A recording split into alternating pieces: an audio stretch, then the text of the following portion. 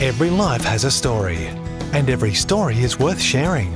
Your story, my story, and our story speak of victory and defeat, joy and sorrow, resilience and vulnerability. They are not just our story, they are Christ's story in us. They are Kingdom Stories from Down Under. Over the last couple of years, we've had many guests in our show, and it's been always interesting and finding out great stories about people. But tonight I have a very special guest, probably unexpected to most of you, and most of you would not even know that I do have a brother. My brother Daniel Costea is 11 years older than me, and he's journeying with the Lord at the moment. He's had an amazing life, ups and downs, but he has come a long way.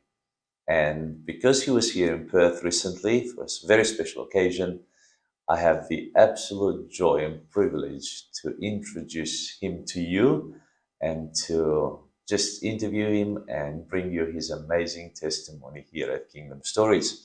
So, brothers and sisters, ladies and gentlemen, this is Daniel Costea. Welcome to Kingdom Stories, brother. Thank you. Now, we have quite an audience out there, some really beautiful people who love stories.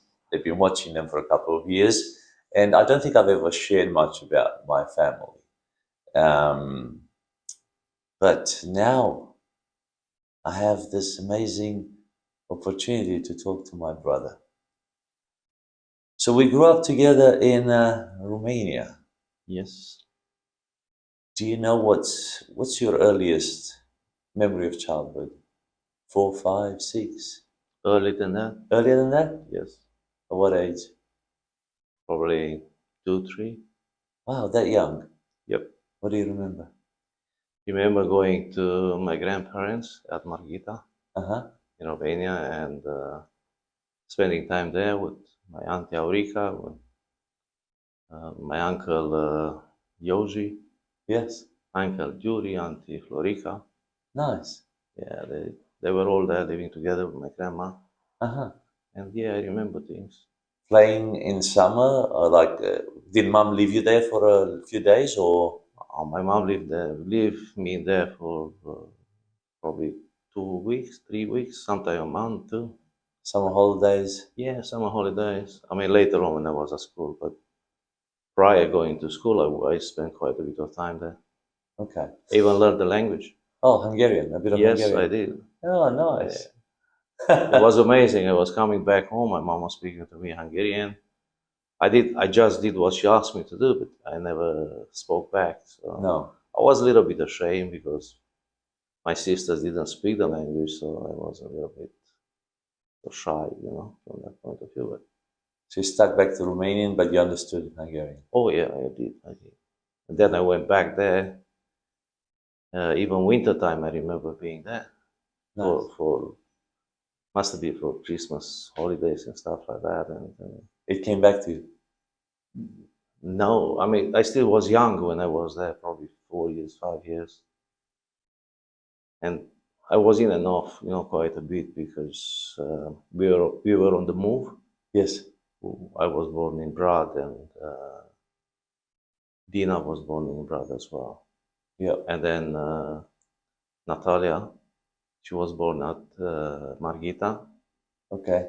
So So I think I was there when Natalia was born. You moved to Margita, we moved to Margita. No, we didn't move to Margita. Just mama came there to give birth. My mom came to see me, I believe, probably to pick me up to take me home in September. And then she was due to have the baby, so she gave the birth there. And I think we stayed there for another probably a month or so. Wow. And then we came home.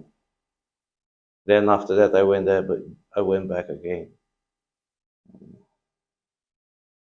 Even later on.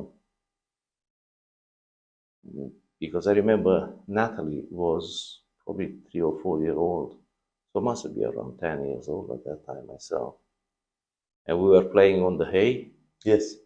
And I was pulling her on the hay because it was slippery. The hay was, and the straws, actually the straws, not the hay. They were the straws, and slippery, and they dislocate her shoulders. Oh, Oh, she was crying. My mom was upset. I think she was there too.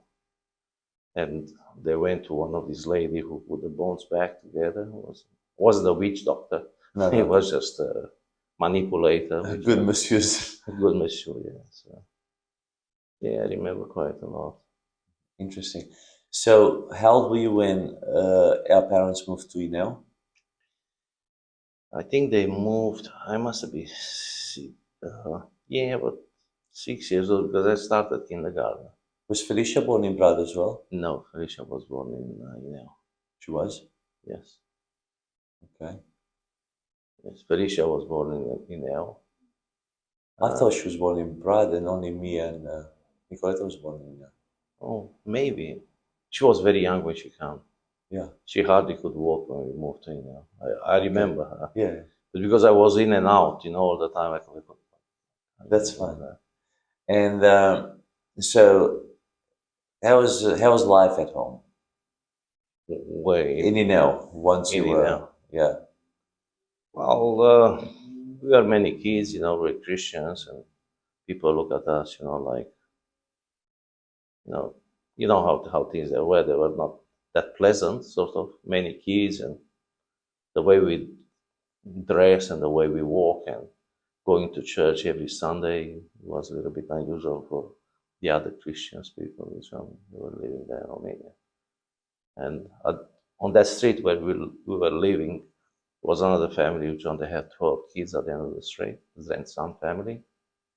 Now most of them they're in the United States and in France and Europe. And we play with them. They had kids, close to my age. Played a lot of soccer, didn't you? Yeah, we played soccer and fishing in the river. Yeah, we went fishing, but soccer we played close to their house was a corner block, and because there were not cars or horse and carriages, or not many of them, there was a grass. I mean, our street was like a pitch, soccer pitch, so we had to just put a couple of goals and we play. 4 or 5 kids, we get together, we play soccer. The only thing we didn't have the good balls; they were flat. Yeah, because that's how we play. But we learn with the little ones, and then fishing in the river. We went up to the river, fish. Yes. Didn't catch big fish because there were a lot of people. John, they had very good gears. We had just very cheap stuff, whatever we could find, a piece of stick, and John was a little bit longer, and I think the fishing line we had only probably meter and a half of fishing line. The rest of it was rope. Yes. So there's a fish not to see it. And for the hooks, because we couldn't afford to buy the hooks, they were not that expensive, but you have to pay for it, So yeah, there was no money. If we had the money, we want to buy lollies and we share them. So yes. not the fishing hooks. My father showed me how to make up hooks. There were some needles. There were some needles which they use for clothes, to pack up the clothes. So they were available. So we take those needles and we bend them. We're quite soft still, so we bend them. And after that, my father said, "All right, take the pliers, put it on the gas, on the heater, make it red, and quench it in the water so it hardened." So that's what I did. So some kids, they look stupid when they saw me, but when they saw how hard the hooks were on, they were amazed. So I was the one who was making all the fishing hooks, in that side of town. Beautiful. So it was good. How were you getting along with your sisters? Well, they were girls. With Mariana, always we fight because she being the oldest, she thought she's got the rights to do everything, So she was quite bossy, but it didn't work with me. No, I fight back with her. So, we had quite a bit of fight between us. Church life? We go to church together with the family. I mean, my father didn't miss a service You know, the only time when he was doing a bit of visiting other churches, you know, especially the small towns, they had small churches and they had no preachers. Yeah. You know, so he was going there and preach. Yeah. And they were so happy, you know, people seeing him. And because usually on Sundays there were no buses, or probably one or two buses, Yeah. you know, to go there. So either he take a bike, a push bike, or he was walking. He was, you know, he left probably 4:35 in the morning for the service, start 9 o'clock or 8:30, and That's right. then he go from one church and then he go to the other one, and that's many times he was doing like a loop, you know, on the way to come back home. And sometimes he came out on the road and probably have someone, you know, to hitchhike, you know, get him on. But later on, as people start knowing him, you know, the way what he was doing, you know, they were taking him, picking him up. Yeah. Sometimes make jokes with him, but he always, you know, try to preach them, you know, tell them, you know, if they were smoking, tell them that the smoking is not good, or drinking and stuff like that, you know. So people was making laugh, they were laughing at him, but he really mean, you know, they really mean that people, they would turn to God. Yeah. You know, you cannot do things, you know, God is the one who change people, not people change people. Yeah. Were you connected to the church really well? Like, were you serving in the church? Were you doing anything? Were you playing instruments or? No, for many years we were in church. We have to be there, you know. Everybody had to be, the kids that were there, and then we did a bit of a study, Bible study, and then we have that a verse to say, and you know. Is this at home or at church? No, at church. Yes. You know, just to keep the kids a bit occupied and interested in reading the Bible. And we have to memorize a verse, or Bible verse. And what we have to do is, so I remember I was quite good at it, actually, you know. Yeah. On these things. And we did that. And then later on, when I was 12 years old, then was a summer holiday, and then the church, the committee of the church, they decide, look, we have so many kids, no activities here. Let's do something about it. And they approached another little church in the town, close town, and there was a good instructor, the music teacher. Yes. So they approached him, and they came around. Yes. And introduce us to music, to instruments and things like that. Actually, in the primary school, we had, our teacher was a quite good on violin. Yeah. Yeah, and he teach us the how to read the music. Wonderful. So it for me was very easy. Yeah. You know, when I started, when they give us all this theory part, you know, we went through it very quick. But not only me, most of the kids, they went. Some kids just didn't get it, you know. But most of us, we did. So we didn't have violin. We have only mandolins and guitar, mandola, mandolins and guitar. So, and then this teacher approached the committee of the church, and they said, "Look, I was with them for a couple of weeks. I cannot do." But I got another person which I can come over to help you. I said, "Oh, well, okay, but how is this person?" He said, "Oh, he's 14 years old." Yeah, and his name was, I'll remember, just give it was on the tip of my tongue. Moise? Exactly, Moise Lukac. Yes. Yeah, Moise Lukac, he came around. And myself being 12, he being 14, you know, we didn't take so much notice too seriously about it, especially that because I didn't have any brothers and sisters. I mean, I have a sister, but no brothers. Yes. You know, most of other kids, they had brothers, and they fight when we fight. They fight with 3-4 brothers. I have to fight with them by myself. Yes. You know, so I was used to fight with all the kids. Yes. You know, so I wasn't scared anymore. I know I get so Beaten, but I you'd got also beaten, but I beat also them. also they remember me, you know. And if I catch them, you know, one by one or something, only two of them, I beat them quite bad. Yeah. You know, if they were all three, four of them, they could get me. Yeah. You know, but if there were only two of them, or you know, Yeah. so anyway, that's the that's how the things were at that time. So we didn't take much respect for Moy, him. yeah, and for Moise, and he was a little bit upset. And then I remember we talked with the wasn't the pastor, was the uh,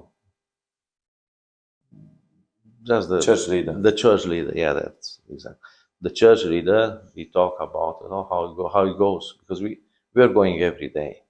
We go from 10 to 12. 12 Yeah. o'clock we go home, have Yeah. lunch for an hour, and then from 1 to 3 o'clock, you know, another couple of hours. So we passed the theory, we went and we started doing practice. But because there was so much practice, our fingers were hurting quite bad. So we didn't want to listen to anymore to Moise, you know, because the fingers Yes. were. And the church leader, you know, he talked to them, and then they organized uh, one of the person from the church to be there with us. You Yes. know, so I remember he had a stick about 2.5 meter long. It was quite thick, so he can reach every one of us. And anyway, we knew the people in the church, and knowing the people in the church, we know which one we can get away with doing things, which one we couldn't get away. I remember Brother Panda. You Yes. remember? Yeah. He was a very soft-speaking man, even when he was preaching, you know. So we thought we're gonna take advantage of him. And I remember I was playing mandola with Moise, Yes. Sven-san, and Stefan, my friend, and someone else was in the back, and we were always talking. He was behind me and talking. And the Moise said, "Come on, please, shut up, you know, be quiet. Let's do it." Man, when this brother Panda, you know, he give me a whack over the head and slip on the ear. I felt it probably for the next 3 months. I felt it. We should see my mouth was shut for the rest of the season. That explains. So, I mean, that's how things go. So we start playing, and then we start playing in church. It was good, you know. So Yeah. the kids, and So you had a full orchestra. yeah, we have. Dina So- was one of the youngest. I mean, she had such a good Gift. gift. You know, I mean, she hear a song, and She could play it by ear. You play it by ear, yeah. I don't know even now if she can read music, I don't think she can, but she can play by but ear. she can. She hear me something, and she just go for it. So when I was born, what did you feel? Do you remember? Yeah, I remember. I mean, it was autumn. So, I mean, yeah, it was. We started school, you know. So my mom was like, "Oh, I gotta go to the hospital." You know. I start understanding these things, you know, that we'll have a new baby. We didn't know exactly what it was. I was a little bit I mean, was thinking, oh, another girl. I don't want a girl. You know, so many girls in this family. Probably, hopefully, will be a boy. So I was quite happy with, and it was a boy and stuff. When you come home, and I try to, you know, look after you a little bit, but not much, because my mom said, no, be gentle, be gentle. Yes. Because with the other girls, I can't remember holding Nicoletta probably once or twice, you know, so it was quite a big gap between us. But 9 years. Yeah, but at that time, but by 9 years is a lot when you're 9 Yeah, and yeah. that's a baby, or But 11 years between us. It's also what happened. Nicoletta was born in August, was summertime. Yeah. And that part of the summer, so near the end of the summer, I don't know if you understand or not. And there wasn't any grass on the pasture lands. Yes. So I have to take her in the morning. I mean, my father was going to work. I grabbed something to eat straight away and get the cattle come up. Sometimes we have two. So I got to take him close to the river for pastures, and then come back lunchtime, and go back to and then evening. Go back in the afternoon. And that time when I was there with the cows, for the pasture. I mean, we have to look after them not to go into the fields. We were fishing because we get together 3-4 kids, and then we went there with kids. We fishing. Many times I didn't come home for lunch. Yes. Well, I remember we have a cow once, which she didn't have she needed to be milked at lunchtime, know. And with that one, I have to come home until a bit later on. After that, I milked the cow myself there, and I sold the milk. Right. I had the money. I even bought smokes or something for until my mom find out. Yeah. But we didn't come home because we catch the fish. We light a fire and we eat. Probably get a bit of bread from there. Another thing what we used to do because it was a big army camp. Yes. You remember the army camp there, Victor there, and the soldiers always want drink. Yes. So they used to give us money to go and buy drinks. Buy drinks for them. So when kept the margin. No. They were short of money always. But what happened was on the northern part, of the camp, they used to have pigs. Mm-hmm. They used to have chickens. Yes. They give us eggs. Nice. They didn't. Many times they didn't give us even money. Yes. They give us 20 or 30 eggs to go and buy them, a bottle of wine. And of course, we bought the cheapest wine for them. For them, that doesn't really matter. They give us 30 eggs. So we got some money left over. And then also, I remember they always give us bread. Yes. It wasn't a shortage of bread, but, bread was bread. It was that black bread, but dark. It was good, dark. But, I mean, because we were 3-4 kids, which one we were always together. We there say, okay, go. Who's going to go to the soldiers, and get them some wine, and then you bring some bread, and by the time we catch the fish, we cook it, and then we eat together. So that's what we did. Many times didn't go home lunchtime until. Now, at 14, you went to a boarding school. Yeah. About 50 kilometers away into a city. Yeah, in the city. Mariana was already in a different boarding school, or she was staying with family or friends? No. She was in a different boarding school. So you went for senior high school in Arad? Yeah, in Arad. And what course were you doing? Mechanical engineering or? It was a specialized school. It was technical. Yeah, it was a technical school. Okay. From that school, you become an electrician or fitter and turner. Machinist. All this. How did that transition affect your life? Did you love going away? Was that? Well, I loved going away, and the good thing was I had another 3 colleagues which they were with me in the class. I mean, the same class for the last 4 years. Okay, so in junior high, and then you went to senior high with the same kids. 4 kids, 4 out of the whole class. So we knew each other. Which one was good, I mean. We were not that close in a. But now you're away from the family. You're away from the parents. Yeah. What did this freedom mean to you? Oh, not going to church, do whatever to go. Go and play soccer. I was going to try soccer, playing for different clubs. I went even to Uta in Arad, but there were 300-400 kids, in that place. Man, it was a mad thing, and I went there. I said, forget it. So I went. I played for another little club or something, but I sort of slip away from soccer for a period of time because I discovered other sports.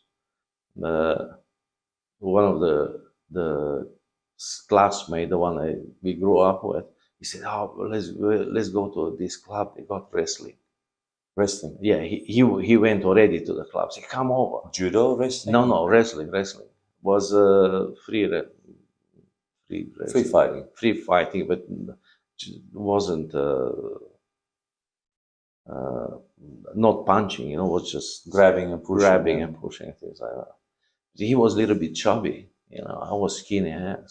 I was had 40 kilos at that time. You know, no, come over, come over. I was the club, they call it Rapid. Yeah, Rapid. And it was very close to the place where I stay. It was Yes. just probably 10 minutes walk. So, oh yeah, all right, I'll go there. So I went there, we talked to the coach. Yeah, you look at me, you know, you need to put quite a bit of work on yourself, you know, master. But when he, you know, uh, I did like a physical to see how if I can do some pull-ups, you know, push-ups and things like that. And when he saw that You have strength. I got strength, I can lift myself and no problem. And oh yeah, okay. So I did that. And most of the time when we went training, this boy came with me. Man, he was heavy, probably at 80 kilos. Man, I was half of his weight. And every time we wrestle, you know, so we wrestle. And if he get me down on the ground and he just go with his body over the top of me, you know, I couldn't push him up. And I said, that's it.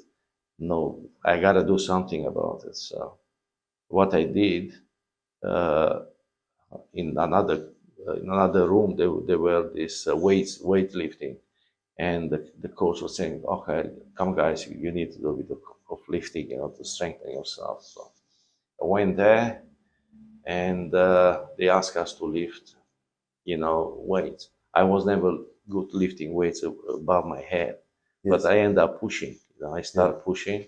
I started. He said, usually you have to push at least your weight. So Yes. 40 kilo. I struggle a little bit with that. I get good at it. I end up pushing 80 kilo, 90 kilo. Wow. I think close to 100 kilo. I could push, you know, off the bench just from my chest, you know, pushing, which I don't know, the muscles, you know, develop in that direction. And also on the biceps. Yeah.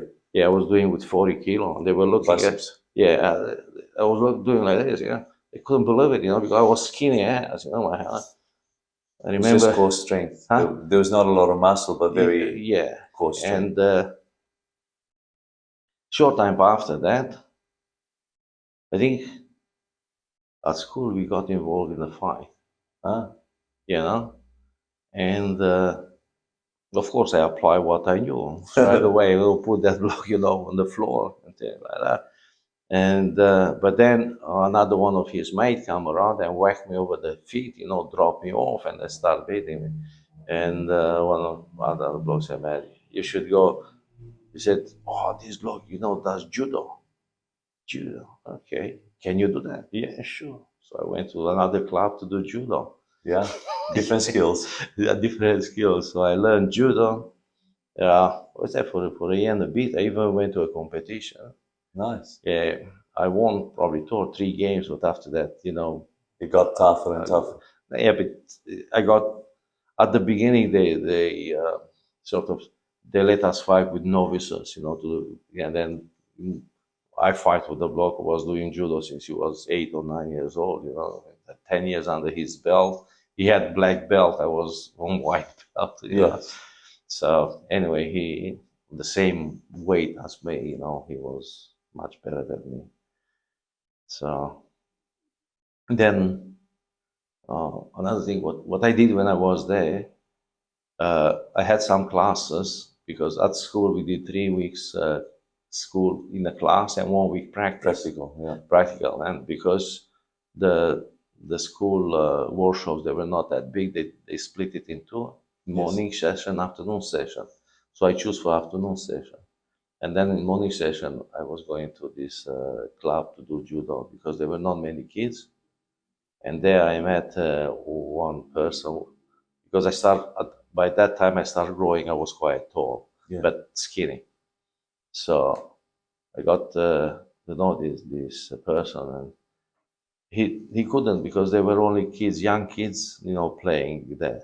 So I didn't do much training. I mean, I did training, falling and things like that, what the coach tell us, but I couldn't have a bit of fight, because they were all young kids. They were kids probably coming to, I couldn't fight them. So anyway, this bloke says, okay, can you fall? I said, yeah, all right, show me. Fall on the side, on the back, hit the Ground. yeah, and all this is okay. That's all right then. Oh, I got someone to train, and he whacked me, and he threw me. For me, it was fun, but for him, it was a good training. He was just training, and then he had I mean, he was most specialist in jiu-jitsu and stuff like that, and he showed me a few moves, and he done a few moves with me. And I was quite receptive, and it helped me so much in the future. Yes. Clinches what I had with that school. Yeah. And funny was, because I never fight. I mean, very hardly I fight with kids my age or something. Always older. Always older and big stronger and and tougher. Things like that, stronger and tougher. So spiritually, you were absent. Yeah. Oh, I like the movies. So cowboy movies was Cinemas everywhere. cinemas everywhere. 4 big cinemas, movies, and didn't have much money. Always buy the cheapest tickets. Yes. They were in the front, and I rather stayed in the back somewhere, just sitting on the stair steps, not on the chair, but just stay in the back watching the movies. Yeah. Did the parents realize this, that you were drifting away, or not really? Oh, they did, because they always sort of dragged me on, When you were coming home on Yeah, holidays, when on some I- weekends? Yeah, I can, but I didn't come for a long time, for a longer period of time, because I was still playing soccer. Okay. So this judo and the They were taking wrestling your stuff, was taking my time, but I was still playing soccer. Especially, I don't know if you know Dorel, he was quite into soccer. I wasn't but he was into And soccer. were they visiting you in the city? Not much, because my couldn't- mom always, when she came, she had to buy something, usually shoes for the girls. Shopping or Shopping, quickly go back? Come back in the morning, and then in the afternoon go back. Did you start drinking or Nah, I didn't. No. I didn't start. smoking later? A bit later on, I was accused as I smoked, but I wasn't smoking. Uh-huh. And I remember one of the teacher, which I was looking after there, he was, he tried to be tough and things like that. You smoke? I don't smoke. He So was checking out my locker and all that stuff. And he didn't find any smokes. And I remember once he whacked me. He gave me a slap over the face. And I said, please don't do that again. What did you say? What did you say? You're gonna have a go at me? And when he tried again, and when he went with her hand up, I went after him, and I give him I whacked him. jiu-jitsu. An iPhone, what they call it, went under his arm, and I rolled him on the ground, and it was tiles, so he went on his back quite bad.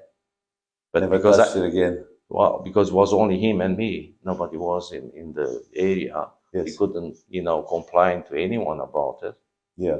I didn't I don't know, these kids these days, if someone is on the floor, you go and start kicking them, that wasn't us. Yeah. We fight, we punch each other. Yes. But if I give you a punch and you start bleeding, I wouldn't punch you anymore. Yeah. That's the way we fight. I give you a punch, or I get a punch and I fall on the ground.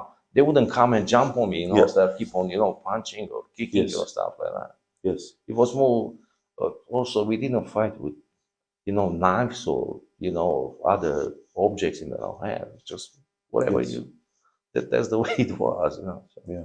we get a bit tougher, but that's how it was. It was childhood, everybody did it, So you finished school and you started working. Yeah, I finished, I finished school, started working.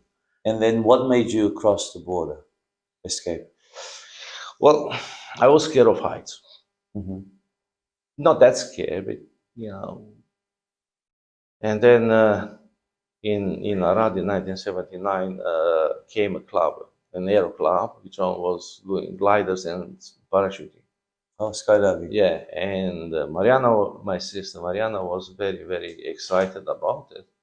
So she went to the club. And she, oh, come on, come and do it and stuff like that. Were you seeing her a lot or not a lot? Yeah, we see each other quite a bit. We used to go dancing together, you know, and things like that. And it was like a disco for kids, you know. There wasn't drinking. Yes. There was a bit of smoking going around, you know, for all the kids and stuff like that, but no alcohol.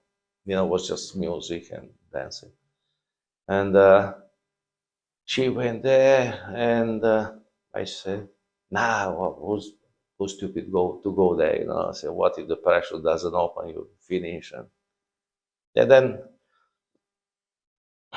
she went. I mean, she did a course over the winter time, and then the summertime she went and did a few jumps with the parachute. Wow. And then after that, in autumn time came again, and I met some of the kids which on they went with her skydiving and stuff like that. They were with me in the same school. Yes. So anyway, we met in some meeting, get together, you know, have a bit of fun and stuff like that. And say, oh, come over to see how it is and things like that. And all right, I said, okay, I'll go. So I went, I did the course.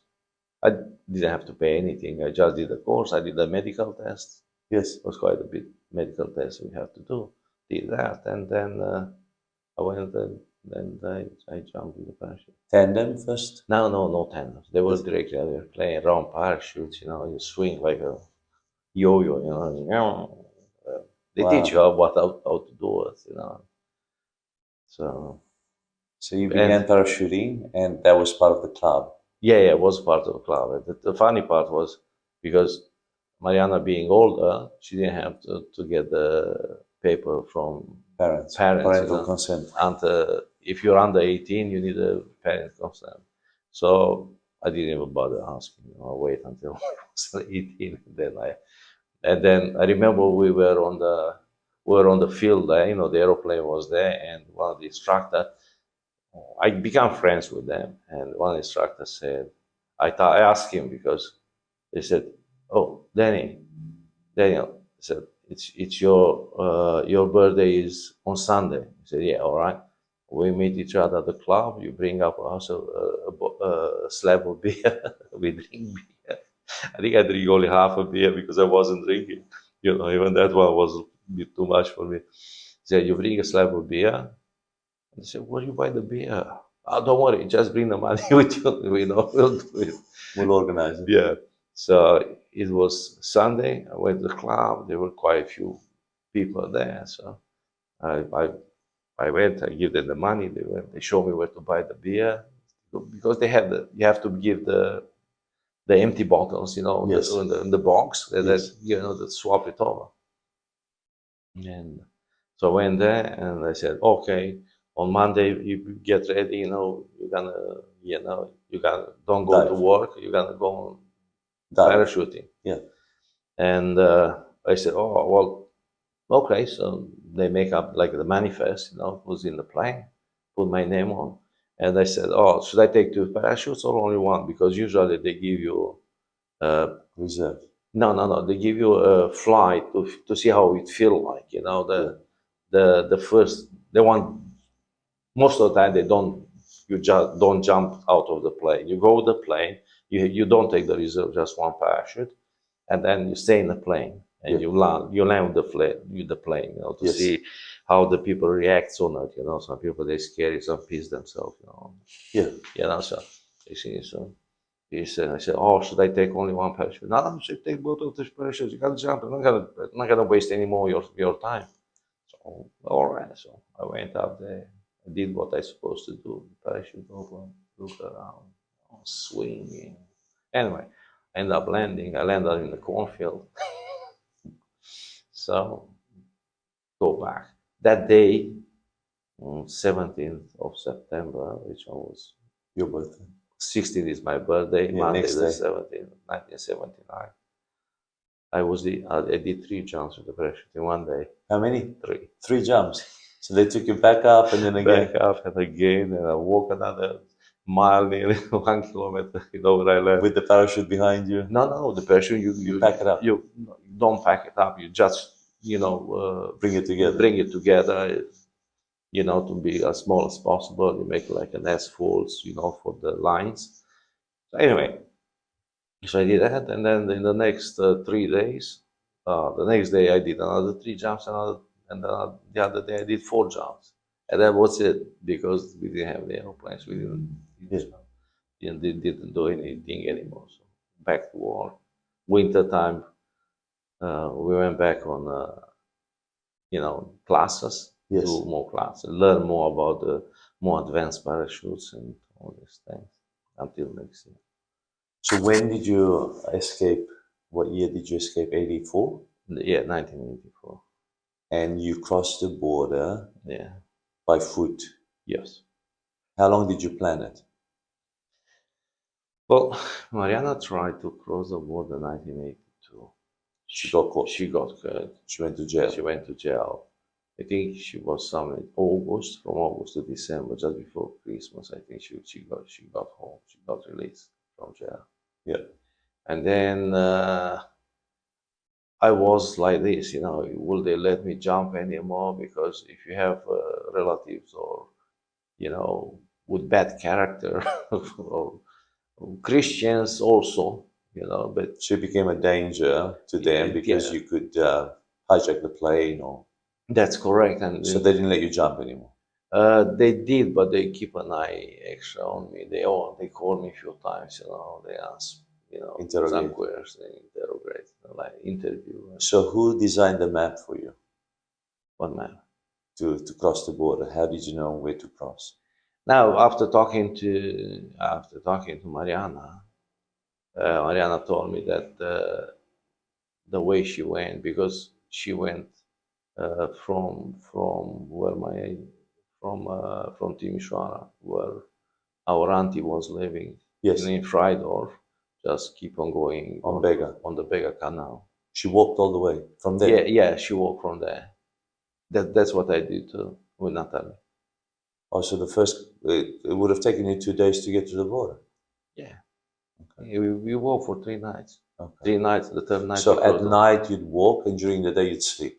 Yeah, we stay in the bushes. In the cornfields, bushes. No, in the bushes. There were bushes. There were no cornfields. Wow. Because everything was wheat, and in July when we went, it was on 25th of July. We walked. We started Just walking. the two of you, nobody else? Yeah, just the 2 of us. Now, if you were caught, Yeah, you'd be going to jail. Yes. They would beat you up, obviously.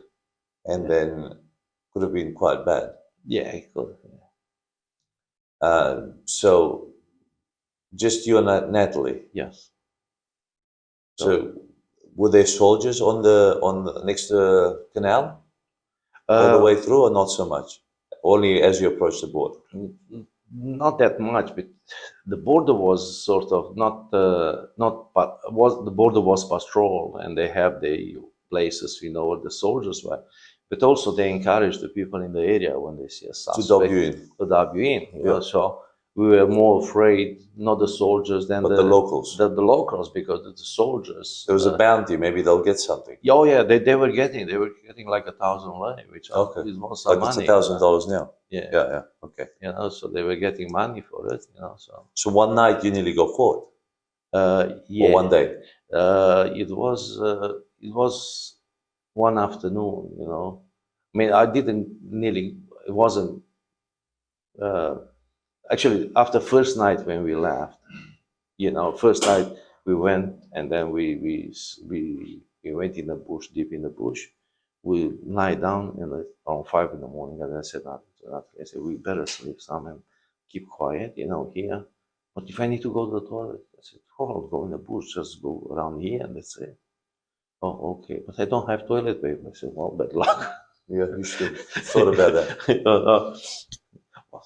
Where do you get toilet paper? He goes, Anyway. The only food I had, we bought two pieces of bread, two like sticks, French sticks, and I had probably 10 or 12 chocolates, but they were only little chocolates, Yeah. Yeah, I thought bread and chocolate and whatever water we can find.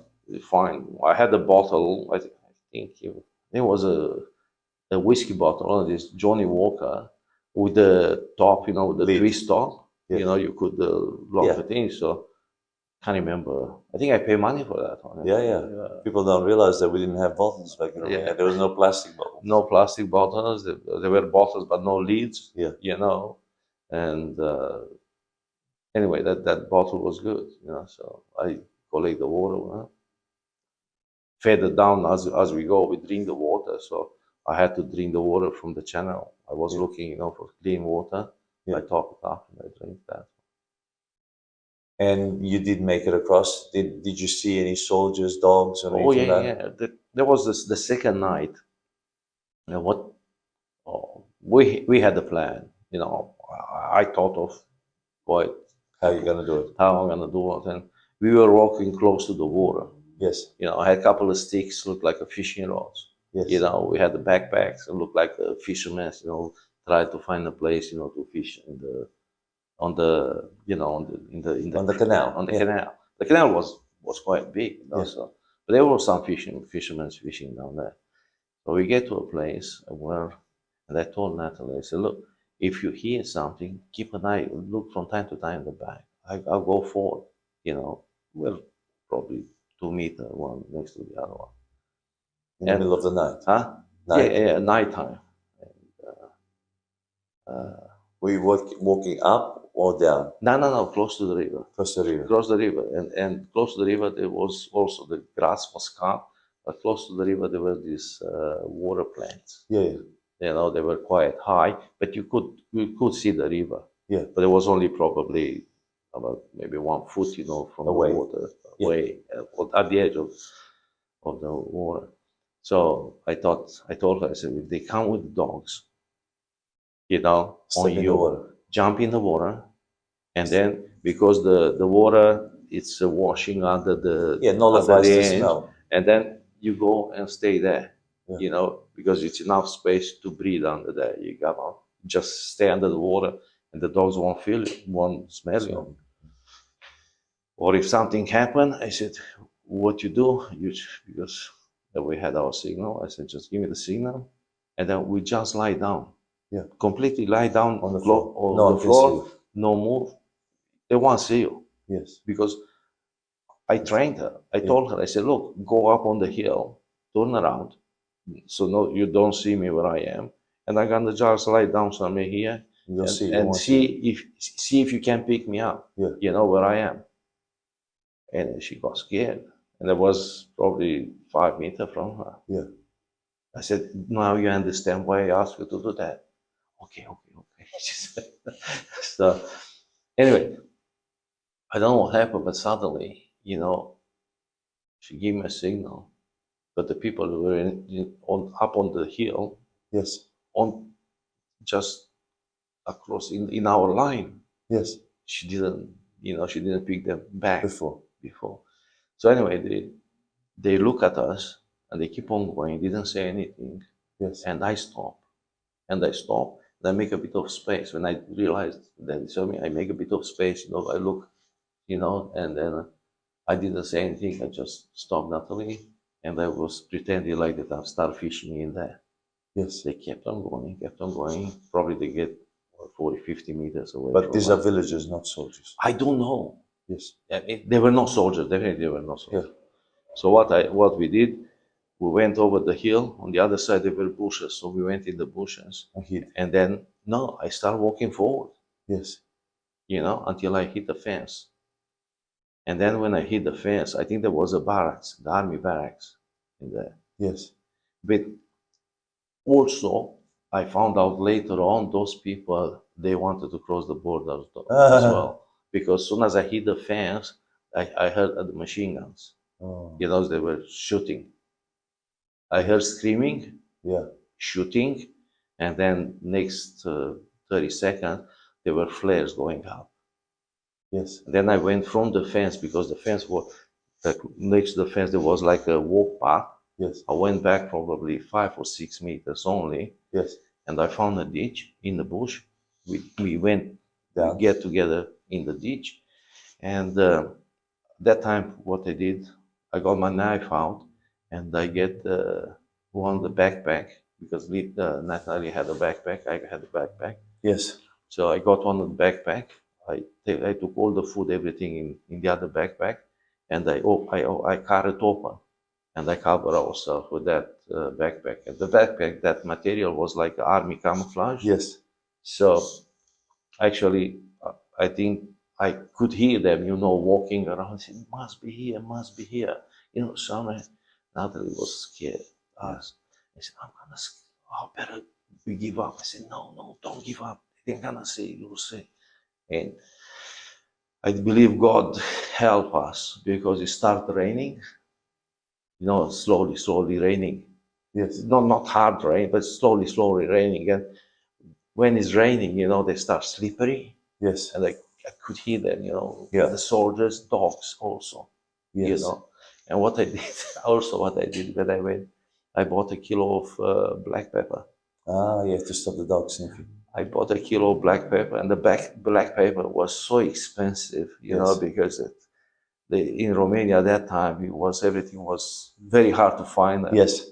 So anyway, I got 1 kilo of it. So when we stopped there, I got a good 2 hands of them, and it started spreading around, the paper. Yeah, nullifies every smell for the dogs. Yes, just to take the smell a little bit away from the dog. And with the rain, it didn't happen. They were passing by. We could hear dogs barking, and I remember I was so upset at one stage, because on the side of us, probably would be 8 to 10 meters, they start shooting. Yes. They were You shooting. hear the bullets. You hear the bullets, And the going. noise, yeah. Yeah. Shot. One person starts shooting, and the other one said, "What? You're crazy? Why you shoot?" Oh, and then he starts swearing, I said, "Man, these bullets, they go in the village. You can kill someone, I think, Yes. they were arguing and stuff like that.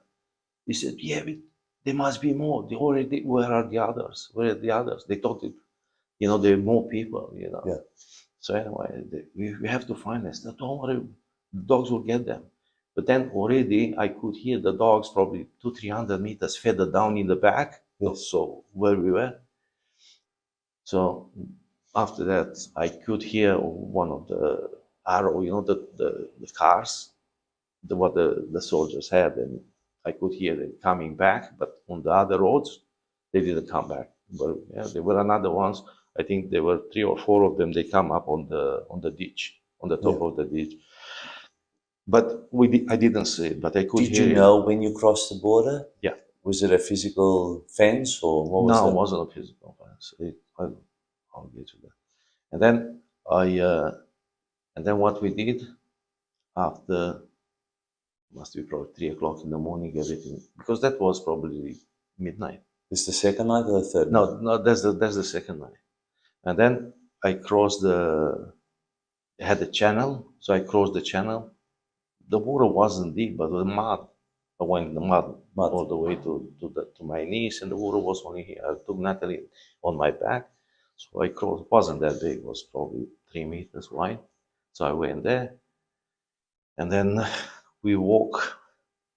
Here was the army camp, so we walk probably 500-600 meters inland. Yes. We had to cross another channel. Yes. And then there was the shade of the trees. They have that willow trees, the shade of the trees. Yes. Where the shade of the trees were, we walk. Yes. Where there was no shade, because the lights were going off everywhere. And we were crawling. Yeah.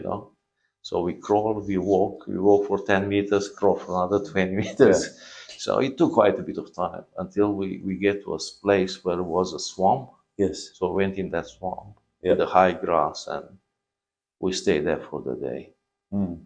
Cut a bit of grass, I put it, on the floor. Natalie was asleep on top of it. And she said, "Oh, there aren't any snakes here." No, they don't. The snakes mean that she was coming under her. Wow. So I stayed put, and that was the time when I was waiting there. As I was waiting, I was smoking at that time. So I smoked, and I tried, not to blow the smoke on the ground, not go straight away, so to be seen. I walked around. It wasn't that big. Probably would be 30 by 30, 40 meter, that swamp area with the water, with the grass. So, yeah, I stayed there, and around 7:30 at night, one man came with a horse and carriage and cut the grass. And I went to see what's going on.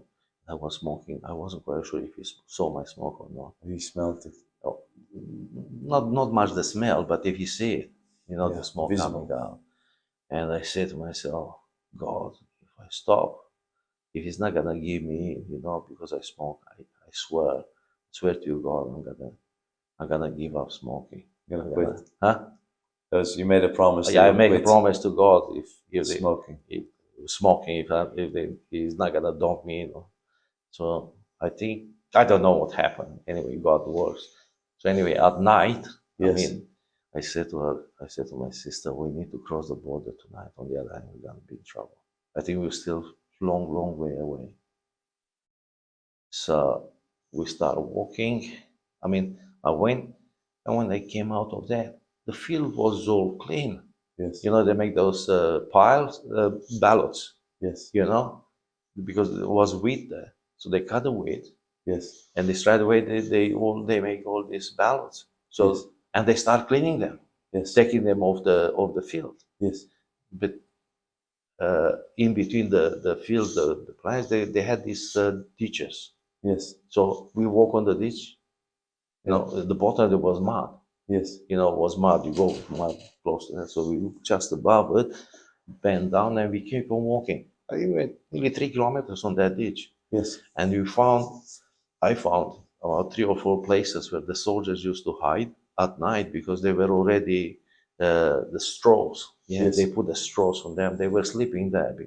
Just they had to do something about it. So they were, but because we were early in the night, yes, they were not there. Ah. And another thing, God worked in a mysterious way. I tell you this: it was a full moon. Yes. Oh no, it wasn't. It wasn't moon. No, the sky was lighting like no tomorrow, but there was stars. no stars. There was no reflection of the moon. Yes. And about 4 meters of the ground was pitch black. Yes. You couldn't see. 2-3 meters you could see in front of you. Yes. But above it you could see everything. Myself being in the ditch, I could see everything out. But they fade away. They couldn't see me. Yeah. But if they would be closer to me, we would bump into each other because that's how it was. So I said, man, that's it. This is the time to go. So anyway, we keep on going. Then we end up, it was a canal, which that was about 10 meters long, yes. Wide. I said, oh, no, this one is too dangerous to cross. Probably the water will be here over 2 meters. With all my stuff, what I had. Plus Natalie Yeah, she could swim, but she wasn't a quiet swimmer. Sort of, Sometimes if you do breast swimming, you can. Okay. But I don't think so. She could do that. So we end up going around it. We found wasn't a bridge, but was just a part between 2 channels. It was a road. Yeah. So we just went through it. Cross. There was a bridge, one of these railway bridge. Yes. And we knew that on the railway bridge is a soldier. Yes. So we went away probably good 1 kilometer off the bridge. We crossed the line, the train line. After we crossed the train line, we end up into another swamp. That was hard to do. You got wet. Huh? Wet. Doesn't matter wet, but you step 1 foot, the other foot is going into the mud all the way here. Try to pull it out. Anyway, so we go through that. I got sort of like upset, with myself. I said, nah, I'm not gonna go. I'm gonna go. So I went on probably maybe 200-300 meters, and was the road. Yes. So in the middle of the road, me and Natalie, we walk in the middle of the road. Yeah. When we got close to the bridge, we just walked a little bit Off the road. off the road, and then we went. And we crossed the ditch, the hill, you know, that hill. We crossed it again, close to the river. Yes. And we walked to the river. And there was a house there, not far away from the road. Mm-hmm. And there was a house, and I wasn't quite sure what's in the house. Would be people, would be soldiers, what it is. But anyway, we keep on going low. We keep on going low. And then I found one of these wire for the rackets, the one, you know, they have those wire which once you go through it, you know, if you catch with your feet or something like that, the racket will go up and flare. The flares they were going. So I found one of them. I took it off, you know, and I said to Natalie, stop. What's this? I put my hand on it. I said, close. Must be another one very close. So be careful. They come so in just pairs. wait, huh? They come in pairs. 2, 3 of them, some of them. But then I saw a cow was on the cow was on the chain there. Yes. So I knew where the cow was. They can't be because they left the cow there. You know, they Yes. will activate it. So I went there. The cow was, you know, started making. And I started talking to the cow. I went and I grabbed her. I knew, you know, how to Handle a cow. handle a cow. So I went to it, and that's it. Nothing happened. You know, the cow was keep on going. She had that bell on, so she kept on eating. You know, the bell was going, so it wasn't anything suspicious, and I kept on going. And then we walked for another probably good 1.5 kilometers. Nothing happened. We were walking on top of the hill. You know, the ditch, not the ditch, the hill, dormant. You know. Walking, and then I saw one of these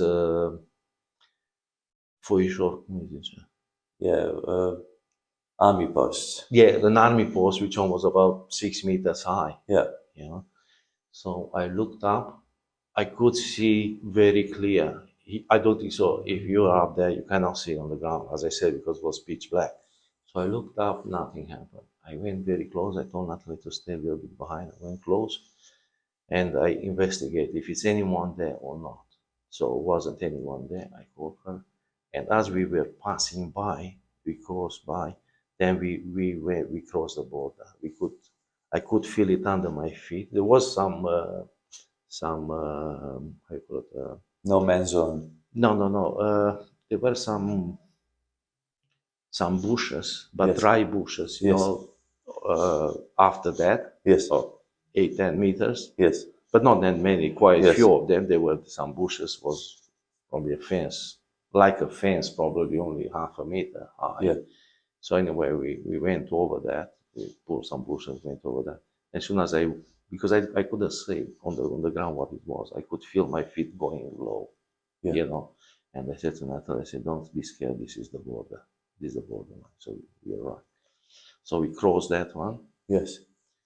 It was only probably 7 or 8 meters wide. Yes. We didn't cross it over the top, so we crossed on the side, more like we drag ourselves over, you know, because we were in that position, you know, to be careful. And after that we went, and then we started seeing in those posts, the little posts. Yes. And then they say Yugoslavia border, you know, 1971, other one 68. They keep on moving the borders, you know. Yeah. I had quite a few of them. It was about maybe 500 meters long, all that area. So then we were in Yugoslavia. Probably another 20 minutes, half an hour walking, we could hear some motorcycles, you know. So we knew that they were Serbian soldiers. So we went under one big tree. We just lie down. They were passing. They were talking, passing, smoking, like nothing. They didn't realize that we are there. So we kept on going. It was nearly 5 in the morning. The sun was coming up. We got through a town. We saw a town on the right-hand side. So I said, okay, let's let's get. But how are we gonna get it? So we went through a backyard, through a garden, and then they were into a yard, Yes. and then we opened the gate and we went in the Village. on the mesa in the village. And there were two dogs there, and one dog said, "Oh," I just told him in Romania, "Shut up!" I said, "Touch," Yes. and keep on going, sleep. So we went there and found one of these fountains on this In the middle of town. Yeah, was on The the village. side, yeah, in the village. Hardly anyone. It was a Saturday morning when we So when you we had got water, there. fresh water. So we got the fresh water. Also, I wash out my hands, my clothes a little bit, and stuff like that. And Natalie was saying, so I can't eat any more chocolate and bread. We didn't have 2 or 3 left. Yeah. We better give up, let them, I said, look, we are too close to the border. Let's walk out of town. So we walked out of town, and then someone saw us, called the police. The police came and picked us up in one of the little car, and they took us to Belgrade. Now they took us to Zrenjanin. To where? Zrenjanin. Okay. It's another town, a bigger Yes. town in that area. So we had an interview, told them How you came. how it happened and stuff like that, and they put us in jail there for 3 weeks. Then we moved over and come back here. And then you had a choice to go to various nations. At that time, you could Migrate to Australia, migrate to US. Australia, US, Canada, and Sweden. And you chose Australia. Yeah, Mariana was Natalie? already here. Because we spent quite a bit of time in Yugoslavia, 9 months. She got involved with another man. So, and he had an uncle in Germany. So he convinced her to go with her into Germany. So she left. She went to Germany. Yeah. And after she left to Germany, Felicia came. Oh, yeah. Yeah, Felicia came, and because we knew one policeman. I think it was like very high ranking, but he could speak Romanian very, very good. It was like Yes. And so we knew him. And as soon as I found out that Felicia disappeared, because I used to call my mom Auntie Florica in Arad. Yes. So You send messages. yeah, send messages there. And my mom said, when I called, I said, "Oh, can you organize with mom to come to? She will get someone, to ask mom to come to Arad to speak to her." And she said, "Oh, be careful because Felicia's disappeared and stuff like that." My Auntie Florica said, for more than a week, we don't know where it is. Maybe she came to you. She was so funny. But anyway, so I found out. I went to the big police station. I asked for this law. I knew Yes. him. So I asked him, and I said, look what's happened. My sister, she's not 18, she's only 17. She probably, crossed the border as well with some friends. I said, well, please don't send her back home, or stuff like that. I'm still here. And I think he knew, Yes. but he didn't say anything. He said, look, as long as you're here, she's not gonna go back. Yeah. I said, thank you very much. And then I worked out, by the time she disappeared, after that I talked to mom. She said, she's disappeared from that day, And I worked out, all right, she crossed the border 1 or 2 days, 2 nights. By the time she stayed in jail for 20 days, will be about that time when she have to go to another camp. Asylum camp. Yeah, asylum. So I went there, and they released her straight away, in my custody. Wonderful. Yeah, so we went to a hotel, and we stayed in the hotel after that. You came to Australia, Yeah, I came in 1985. I came to Australia. settled in Australia well, started working. Yeah, I went to school quite a bit actually. English. I did English courses. Wonderful. A lot of my friends, they say, "Oh, money is more important." I say, yeah, but if I'm gonna live here, I gotta learn the language. And I don't know how good I'm speaking, but I hope you guys understand. and Christian life, nothing, totally absent. No, I wasn't much interested in Christian life, especially that I met a girl when I was in Yugoslavia, so we love each other, so we live together, you know, and no, I wasn't. And she came with you to Australia? Yeah, she came with me in Australia in 1985. And then? And, well, we were living together, me and her, and Felicia, for the beginning, for a few weeks, we lived together with Felicia and Mariana in one apartment.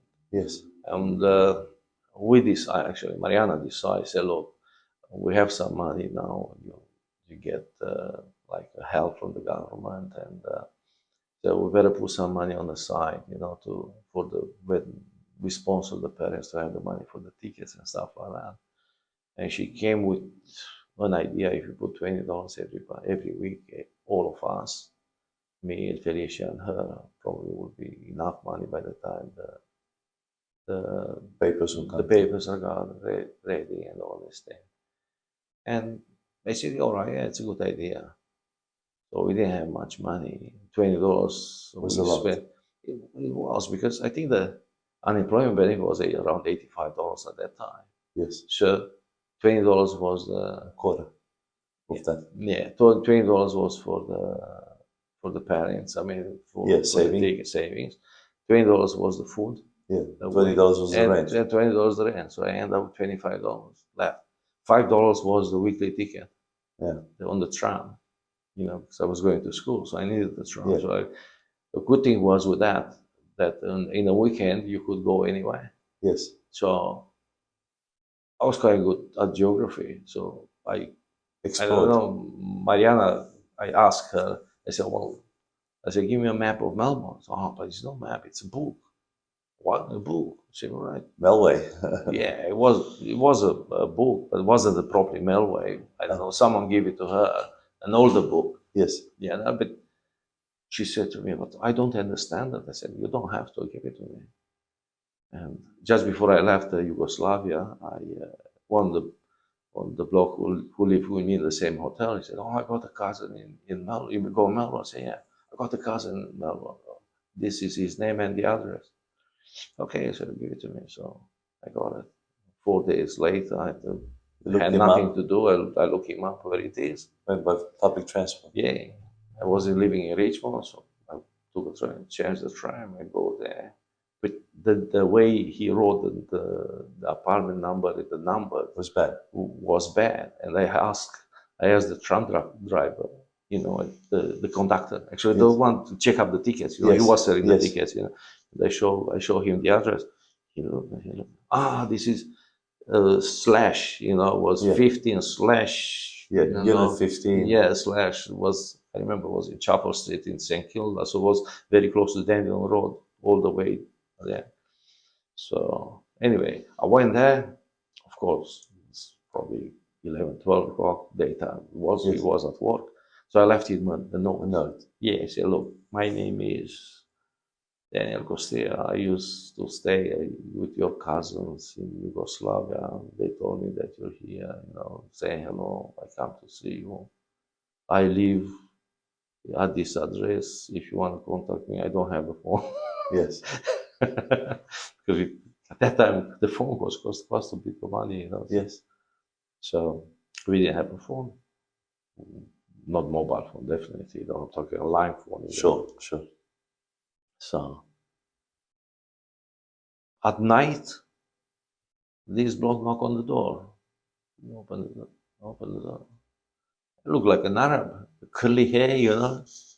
Then start speaking English to me. Mariana is someone, I don't know, he came with a 6-pack of beer with his girlfriend. It was so funny, you know. He's been here a couple of years. He already was an Aussie. Yes. Sunteți român? Și eu sunt român. I look at him and say, Roman. Now people didn't understand anything you just said. Okay, all right. He said, Are you Romanian? "Are you Romanian?" He asked me, "You're Romanian, aren't you?" I said, "Yeah." You don't look Romanian. Yes. You look like an Arab, you know, the curly hair, you know. Imagine like a blackie from Africa with a white skin. Yes. That's exactly how you look like. Yeah. So he said, "Yeah, I'm Romanian. Ah, I'm Vasile. Ah, yeah, you're the cousin of." Yeah. So we make sense. All right, come in, we stay, we spoke a bit, and we talk a little bit, you know. Then he said he's working, but in the weekends he's free. So it was good because he took us for weekends. Usually he took us in different places. Yeah. It was already July, August. Was winter, was cold. Yeah. I remember in July he took us to Elwood Beach. Yeah. He wasn't far away from there. Yeah. And I said, July. Usually, when I was back home in the 1st of May, we break the ice, go for a swim in the river. Yeah. 1st of May, when there's that celebration. So that's it. I took my clothes off. I went in the sea. He said, "Better get out of here." On the other hand, the news will be here. A crazy person want to kill himself on the Elwood Beach. It was cold as. But because he said we're gonna go to the beach, I took already a towel with me. You know? So I went a little bit for a swim, come back. It was freezing cold. Of course. So anyway, I dried myself up. So then you married Marlene, and you married Marlene. Yeah, that was later on. Between me and the other girl, we split. We split in the end. Her brother came over, and a few things happened, and anyway, we split. And then by that time, 1985, all year I went to school. I did courses, English courses. Yes. And then 1986, I enrolled to Swinburne. I went there to do engineering. Yes. And it wasn't that hard, but my English was very, very, very poor. Yes. I could speak English, but I couldn't understand the technical words. Yes. And also there was a lot of writing, which I hate that. Yes. I couldn't do the assignments and things like that.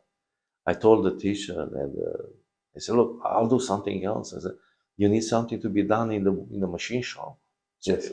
"What can you do?" I said, "Well, I'm a fitter and turner." Yeah, they all say that. Yeah. So, "All right, give me something to do." Yes. So he gave me a bar. I said, "Okay, make me a thread on it, you know." And he gave me the imperial size. You know, I remember it was 12 TPI, you know. I said, hey, English, Romanian space as this is, you don't know how to do the imperial Conversion. No, the conversion and stuff like that. And I said, "Look, I don't know how to do it. I can't cut threads, it's not a problem. But I'd never done it in imperial. Yes. In the metric system, I done it. Yes. Imperials, what we use in Europe, it's only on pipes. Yes. Which one is very limited. Yes. You know, like quarter, half an inch. Yes. You know, 3/4, an inch, inch and a half, inch, a quarter, inch and a half. So we didn't go 2 inches, very rare they use, you know, those pipes. So those are the pipes which one we use. I tried to explain to the teacher. He said, "All right, do something else." So I did that thing for him. He said, "Yeah, I give you 4 hours to do that." I did it now and a bit. I finished it. Man, he really knows what he's doing. But as I said, you know, when it came with the exams and stuff, I was too hard, so I had to stop it. And I looked for a job, so I found a job in engineering. Actually, because I worked in the tram depot before I left the country, I said, "Oh, it's a tram here. I go and work in the tram depot. I know the trams, Yes. and it will be easier." But when I went there, I got so much politics. You have to be a member of the union. You have to have papers recognized. You have to have this. I said, "I don't have any of these." They give me a test. All the maths test, I did it. Yes. But the rest of it, I couldn't do it because I didn't have the knowledge of the tools and stuff like that. What you're gonna use if you do remove a broken screw. Let's segue into your in how you became a Christian, Okay. because we get lost a little bit in details. Yeah, we do in details and those. Well, in 1978, yeah, 1978. Oh, no, 1980, 88. I met Marlon. 1988, you met Marlon. Yeah, 88, just before you guys come. Yes. Yeah. By the way, when I work and stuff like that, we continue, that $20 a week, keep on going. So I met Marlon, and we got married in 1990, where she got pregnant, and we had Dana. We bought a house together in Idaho. Yes. House. I remember. And things were good for a while, but after that, she slapped into gambling and I offer her help. She agreed with me for just when we were there. Yes. As soon as she was going to work and do other things, she was going back into gambling. Pokies or casino? Yeah, pokies. Yeah. So. And things went bad. We ended up selling the house. It was a bad time to sell it. So we lose money on it. Wow. But because the house was very bad when we bought it. Yes. Because I didn't want to spend too much money, go to that, too much in the debt. But I did a bit of renovation. I have to restamp the house, painting, change a few things, plaster in the house to make it livable. Yes. So I spent quite a bit of time and money into that. And then we end up selling the place. We split the money, and then Dana stayed with her. I didn't want to get married again. Yeah. And in the back of my mind, I knew why these things happen, because staying away from God. Yes. That in '88, you came. Yeah. And then my mom was saying, to come to church. I remember I was taking you there quite a few times. Yes, at a good church, and then I was going play soccer, do other things, and then come back and pick you up and take you back.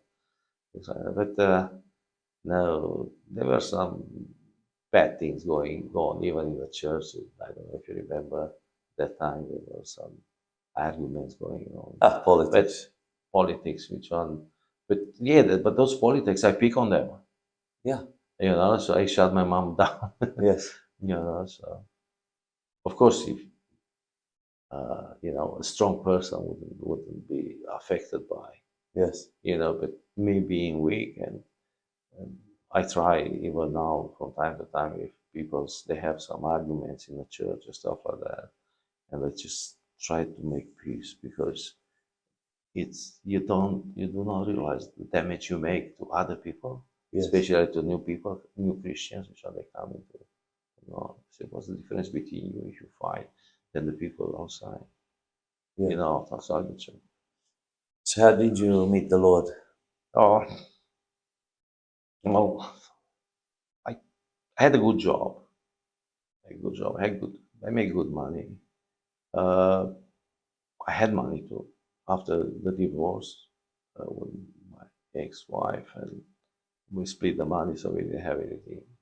I pay her money for Dana, because she was living with her. She was living with me as well, so I didn't bother. I paid the school fees and everything for her. And I felt an empty something in me. Yeah. Something empty. So I need to fill up. Yeah. So I couldn't find my place. Happiness. I went back skydiving, because when I came here, I tried to go. I went skydiving. I did 3 jumps, but it was so expensive. The parachutes and everything. You have to buy your own parachute. Was excited. Yeah. But then when I had the money, I started going back and playing soccer. Yeah. So I still had the adrenaline. I had something to do. I started going fishing, bought some fishing rods, good fishing rods and stuff like that. So my weekends were out. Yeah. If I don't go soccer, I go fishing with friends and stuff. Yeah. So I didn't bother, too much to church. Yeah. And then there was a period when a lot of people, migrants from Romania here, they were singles. Maybe they were married, but later on, the wives, they came, the kids, and they didn't have any more time, to entertain going together. Like we just make a phone call or something, and we go fishing to Mari River, for example. Yes. So it's 2.5 hours, 3 hours from Melbourne. Okay, let's go. Hey, all right, I come and pick you up. Yes. When I come back, car is full of Yeah. people. Another 3 cars is following. So we go there on the Mari River, and we got 50 roads in the water. Tents and Yeah. sleeping bags. Fire was going on. Was drinking going. Good time, Yes. no fighting or stuff like Yeah. that. But we were there for the weekend. Yeah. So it was sort of life which we didn't have before. None Yeah. of us. Yeah. Because people which when they were married, they have to go home with money, take care of the things at home. And then when the wives they came and the kids, better start buying houses and everybody work overtime. Because I didn't have these responsibilities, I was sort of by myself. So, all right, trying one place. I felt the emptiness I have to fill around. And I said to myself, it's have to be, I have to go back. I have to go back to God.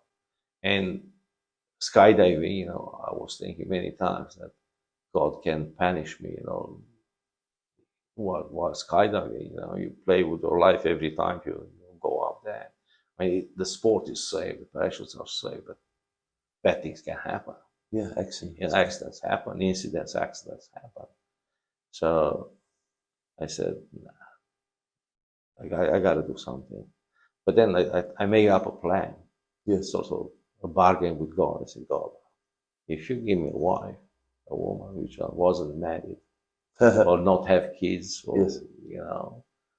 I said, all right, if she's a widow but no kids, I didn't want any more kids. I saw so many problems with other people's kids, Of course. and I didn't want to go through that.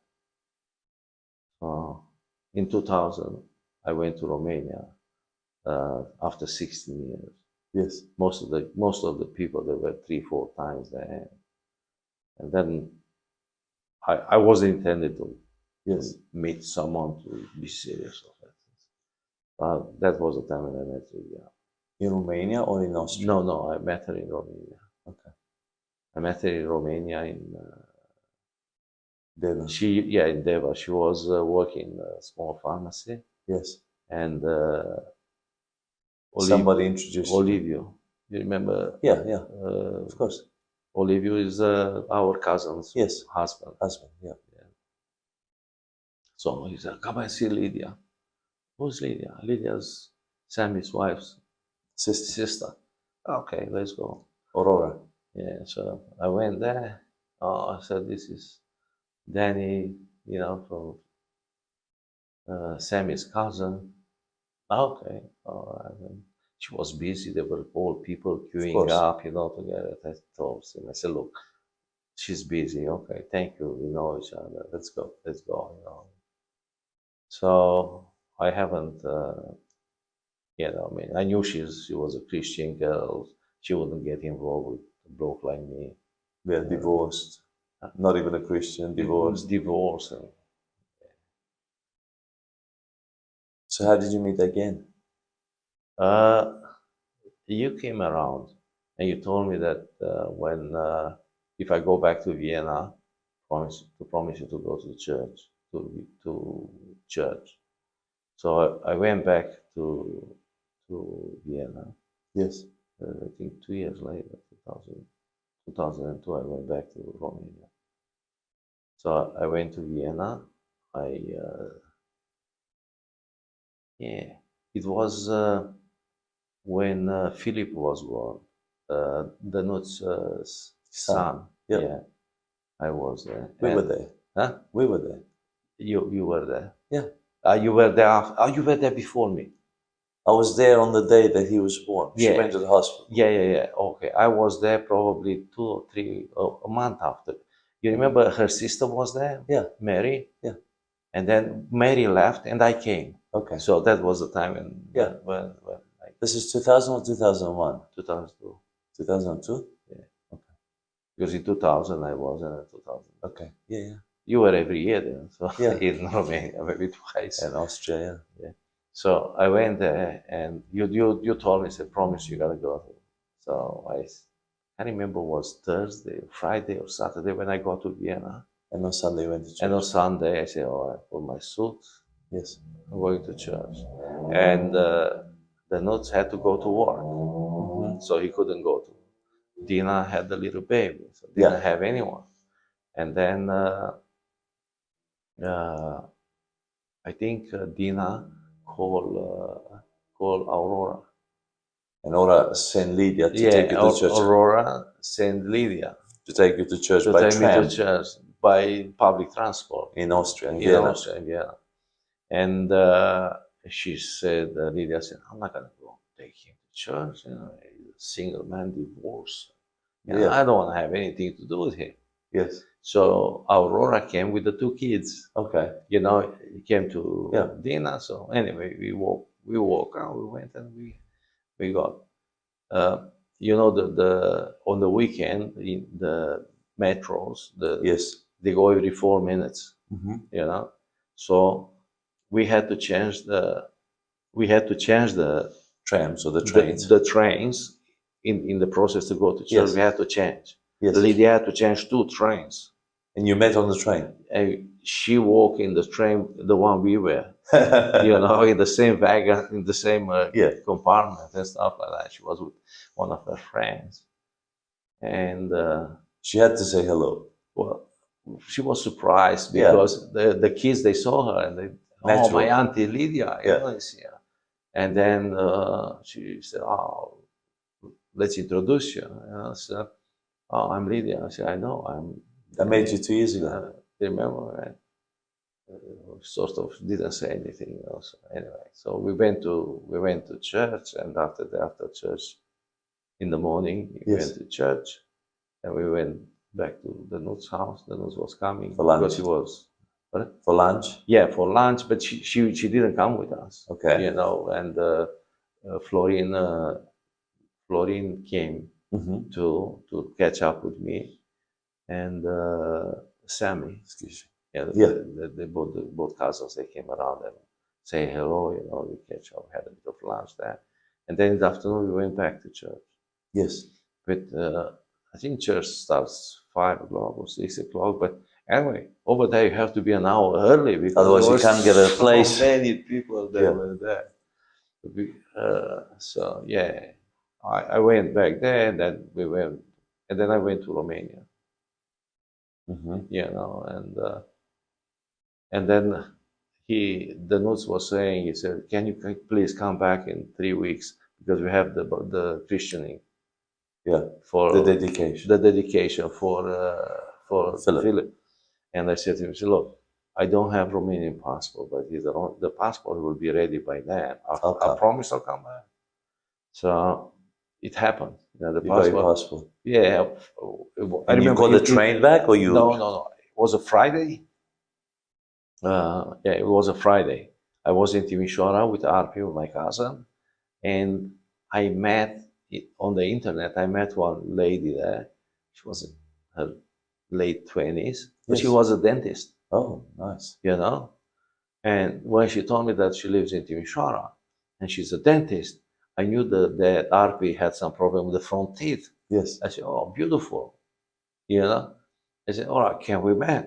Yeah, look, I'm coming, and you know, let's have a bit of chat, have a bit of fun. I didn't tell her about my cousin. Yes.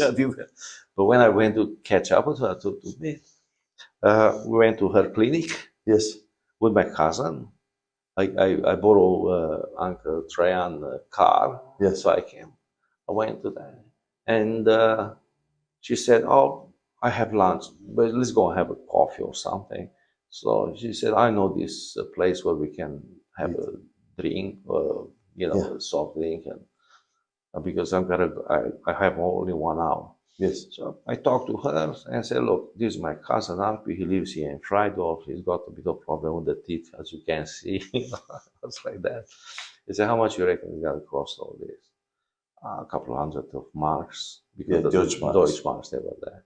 I said, okay. I said, all right. Would you be able to do it in the, you have any bookings or something? Yeah, I probably can squeeze it in from next week, week after. Yes. I said, okay, perfect. And my cousin said, oh, I'm scared. What are you gonna do? I said, fix your teeth. What are you gonna do? He thought if he doesn't fix it, if he's not gonna fix his teeth, I'm gonna give him the money. Yeah. But I didn't give him the money. I didn't want to give him the money because I knew he's not gonna do this. Yeah, he's gonna drink it. Drink it or do something else. I said, sure you don't want it? No, I had the money here. I told that girl, I said, look, it's 200 Australian dollars, which is a little bit more than 200 Deutschmark. Yes. You know? You say, yeah, I'll take it. She was going to take it to fix his teeth. Yes. He didn't want it. He said, oh, I'm scared. And then while I stayed with them, I got a phone call, say, your passport is ready. Yes. All right, sorry guys, we gotta go. I just told them that. I said, make up your mind, you don't want it, I'm going. Yes. And I think we had some pastry or something, you know, and then had coffee or tea or something, soft drink. Then we went back in the car, I dropped her back at work to that girl, and that's it. I didn't. So I just went back to Arad. Yes. I pick up the passport. Yes. Then I was looking. My cousin Christy was saying that he knows someone who go to Austria quite often. Yes. So I said, all right, call them to see if they're gonna go there, because I want to go to. Yes. I'll pay for it, you know. And not many in Romania, they want to pay for it. You know? They want to go to Austria. I didn't want to pay 30 or 40 euros, you know, to get there.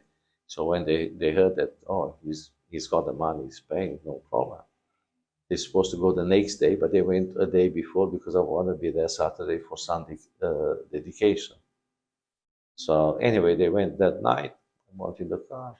About 3 o'clock, 4 o'clock in the morning, I was in Austria. I was at the news place. Okay. So I called them. I told them I'm gonna come. They said, yeah, all right, come, no problem. So it will be late, but when I get there, I said, doesn't matter. Just ring us, we'll let you in.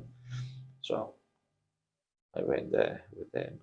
Then I went to the christening, to the dedication, to church, and after that we went to a Chinese restaurant, you know. So Lydia came around and I started fiddle, you know, muck around a little bit, you know, play, joke with her, and also there was Doreen's fiance. Yes. Yeah, Manuela. Yeah, Manuela. So anyway, and that's it. We did. Oh, after that, I think we went for an ice cream or something. Yes. You know, because I was there for another 3-4 days, and then I went back to Romania. Yeah. So I asked her if she wants to see me again, and yeah, why should I see you? I don't want to see you. I don't want to have anything to do with you. You know, she told me straight away. And then, Aurora told her sister, said, I go, because he never saw Vienna. You know all the places, because she was babysitting that kid. So she walked around. She walked around with him. She knew everything, everywhere things were, you know, all the events. Anyway, it was good because I learned quite a bit. So she took you. Yeah, she showed you Vienna. She showed me Vienna. So we walked a little bit. We had an ice cream. We were talking a little bit. And she asked quite a few questions about me. I answered honestly everything what she wanted. And then I went to Romania, and then I started writing her emails. She gave me the email address. Nice. So I write her email. She didn't answer back. Yeah. You know. But she read them. No, but probably was in the last week of where I stayed in Romania. She wrote me an email. I wrote her already 3 or 4 emails. She didn't answer, but she wrote me an email. So, oh, you left without saying goodbye. You know, and when she said that, I said, okay, probably something happened. So I said to her, look, I didn't live this. I'm still in Romania. Maybe she wouldn't write that if she knew I was in Yes. Romania. But I said, look, if you want to see me again, come to Vienna airport that day. I'll be there for 3 hours or 3 or 4 hours. I'll have a Yeah. change. I think I went from yeah. So she came around. So We met in the airport. yeah, we so the Nuts was with me as well because I brought something from Romania For him. because when I went back after the dedication, I went with another person Family. with a car. Okay. With a car, one Romanian bloke from Arad, which one was doing buying coffee, taking Trading. trading. So So what happened at Vienna at the airport? well, not much because my cousin was there, the Nuts, So we just talked and I went to Dina's house in Romania, in the country, Yes. because when Maria, her sister, left, didn't have enough space for the luggage. So you took So it was a big luggage, probably 30 kilos.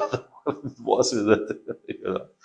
And I remember at the border, he that person who worked at the border, he knew this block is doing shifty business and stuff like that. Probably he didn't give him enough his share, Yes. money. So yeah, he said, "Oh, you were in Austria just the other day. How come you're again come back? What you bring in?" He said, "Well, I went to take it, Mister, to take him to Arab." He looked at me. He looked at my passport, Romanian passport, brand new passport, and the residence, Australian residence and stuff like that. He saw in the back of his little, he had a little Opel, no, a little Ford, a hatch, So in the back over all his stuff, I had that suit carrier. Yes. So not many people. I can't remember seeing anyone, with a suit carrier on this. So you look at that suit carrier, so it's a good quality. It's not a, so he asked. So how we got to fast forward. Oh, We got all right. lost Well, there. You met her back at Vienna, then Yeah. you came back to Australia. I came back to Australia. Kept in touch with her. And we kept talking. Yeah. Things like that. And in the end, from going talking and stuff like that, I said, look, I like you, but I don't know if you like me. And it's obviously my situation is much different than yours. I'm 12 years older than you. Yeah. And the situation is you're a Christian. I'm not even baptized. I grew up in a family, so I know the way. Yes. But it's very hard for me to go back to the way I was supposed to be. So I need someone to help me to get there. So anyway, talking to her most of the time, writing. In the end, she moved to a place where when I was working, I had the line, Yes. the open line, and use the cards, the special cards, $5, $10 cards, and I was talking to her all over the phone, going 7 o'clock to work. Yes. Had a coffee because I was working by myself in a tour room. Yes. Yeah, so plenty of time. Plenty of time for speaking to her, probably every second night for half an hour, 40 minutes. Nice. Over the phone, and then send things, and we get a little bit to know each other a bit better and closer. And then in December 2003, I was in 2003. I was there. Yes. Actually, no, that was 2003 when that happened, because I went back in the same year. It was August, and in December 2003 I went back. Yes. I even took a ring, a wedding ring, not a wedding, engagement ring. I took with me engagement, and I went to immigration. I got the paper because I was looking. I said, what would be the best and the quickest way for her to get here? And it was a fiancé visa. Yes. Answer of the once you put application, it should be in 3 weeks. In 3 weeks, they have to give you an answer. And answer back then. Other they were 6 weeks or Yeah. between 6 weeks and 3 months, 12 Yeah. weeks. So I said, all right, that will be the best. I said, I don't want to rush things. I want her to know me a little bit better. Yeah. I talked to my mom. I told her, I said, look, if she can she stay here with you? So where are you going to stay? With Natalie. She said, yeah, sure, no problem. Oh, she's a good girl. I said, yeah, she's Christian. So she came. Okay. And yeah, well, I went in December there and all good. I went to, I think Florin lent me his car. Yes. So we went to Romania with the car, just the two of us. Yeah. We made some shopping. I brought her cherries from here, bought Nice. 2 kilos cherries. Uh, she couldn't believe it, but not only her, she had a roommate. Yes. Which one she had a boyfriend, Uh-huh. but Christian boyfriend. They didn't live together, but he was coming around because he was by himself, and he was coming eating there, and that when he saw cherries, good sized cherries, really, top quality cherries I brought from here. Man, when he saw that cherries, couldn't believe it. He was pinching himself, eating cherry, him pinching himself. I'm dreaming. Yeah. There were some I saw in the market, cherries, but they were quite very expensive, about 30, 35, 40 euros a kilo, So they were So you working went to for Romania? €5 a kilo. You went to Romania? So I went to Romania. I met the mother, Family? the family, and You asked for her hand? sort of. It, my mother-in-law, her mother, it was all the family was there in the Yes. house. Only Aurora wasn't there because she was married and she was away. Dorina was in Oradea, the second one, but the other kids, they were there. So I remember it was Christmas Eve. Yes. And Lydia said, I don't feel too good. I got stomachache, I got headache. I think she didn't want to show me in the church, going to church, Yes. because they know her and because I'm not baptized, I'm not, Yeah. in that way, better keep me aside, So, well, if you don't want to go to church, we stay home. And when she said we stay home, my mother-in-law said, oh, I want to stay with you, I want to talk to you. Okay. So we went and sit on the couch and we were talking about it. And she asked me lots of questions and Interrogation? Yeah. Spanish Inquisition? No, not really. It was like an interview, job interview. So anyway, after she finished all the questions she had, she said, all right, now what's happened? I said, well, look, I love your daughter. I think she loves me too. And well, if she loves me and she wants me, I would like to marry her. If she accepts, I got a gift for her. If she accept me, to be her husband. I put my hand in the pocket. I open up the ring and small engagement ring, And, she took it. Lydia couldn't believe it. Yeah. She knew nothing about it. No.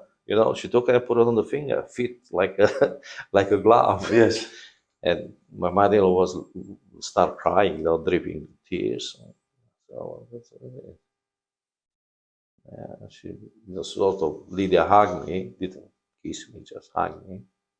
And my mother-in-law said, "Okay, now what's happened? Not what will happen now?" And it was quite calm. I said, "Well, we go back to Vienna." So we do the application for the visa for her to come in Australia as a fiancé. And then we get married. I said she will come to Australia. Well, by that time when she will come, I'm gonna go back to church and I'm gonna resolve things what I have to resolve in my life. I'm gonna get baptized. I'm gonna do all these things, and then we get married. Yeah, but she gonna go there. Where she gonna live? I said, with my mom.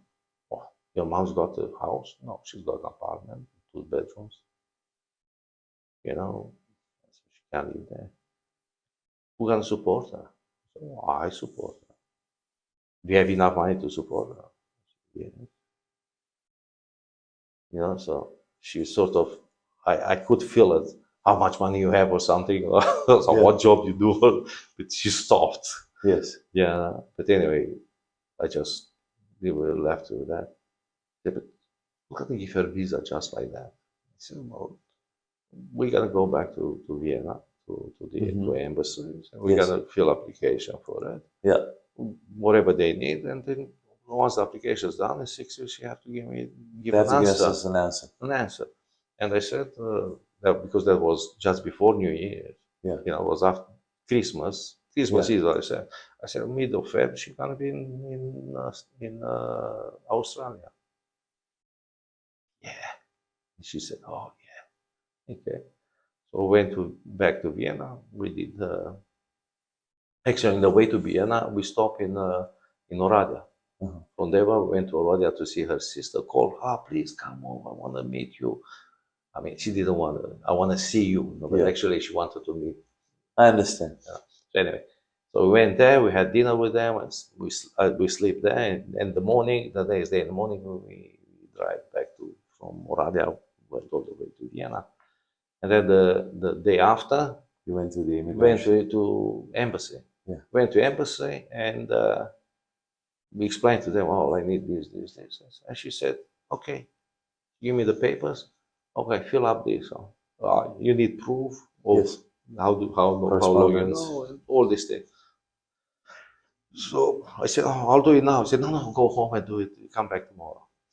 You know, so I went to the news place and I started writing. I write 3 or 4 pages. Yes. You know how history. things happened, the history, how we met, and then we attached some photos. We had photos from the dedication, you know, from August, and we had emails, you know, a few letters, things like that. So anyway, fill up all that thing. She took it. I said, but you need some more stuff. You need another 3 documents. Yeah. I said, well, can you take the papers in without that? Yeah, I said, no problem. That's not that important, because you got the most important things. Was that lady? I said, you take it in. The only thing is you have to go and pay the fee. Yes. Said, I put my hand in the pocket. How much? I can get visa. You know, sorry, we cannot. We don't take visa. We take only cash. I was surprised. No, Australian embassy in Vienna take only cash. So I said, all right, how much is it? 630 euro or something. I said, all right. I looked, I had 250. I said, oh, it's not enough. I better go and get some money from the automat, bankomat.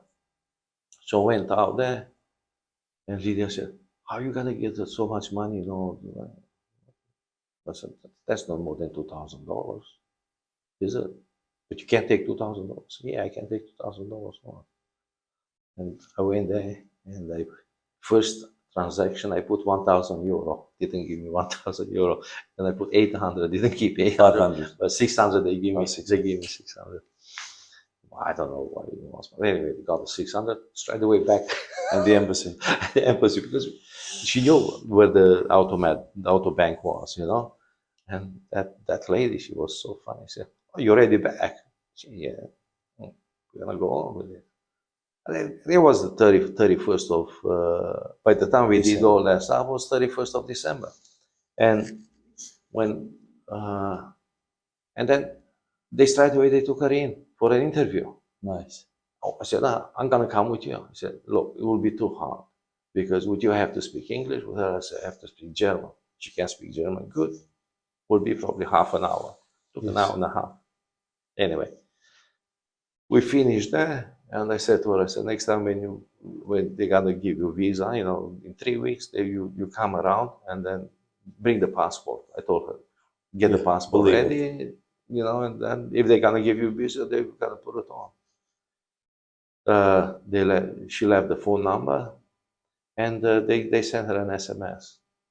I came back to Australia. I fixed up those papers what they want. I sent it to her, not to her directly, to the notes, because she was in different place, you know, with other people. But the notes was more safe, so I sent it to him. And I think I sent it to Florina as well. I said, if it doesn't go there, we'll go there, you know, for sure. I said 2 copies. So anyway, she got it. She took it to the embassy. Yeah, all good, no problem. Wait until we call her. So they sent her an SMS to come to the embassy. She came to the embassy, but she didn't take the passport. It was just didn't mention it for the visa. So okay, give me the passport. Oh, what for? For the visa.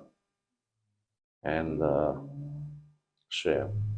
But I don't have it, and it was around 3:30, something like close to close. All right, come back tomorrow morning then. So she came back the next day, got the visa, and I told her, I said, when you got the visa, let me know. We look for the ticket.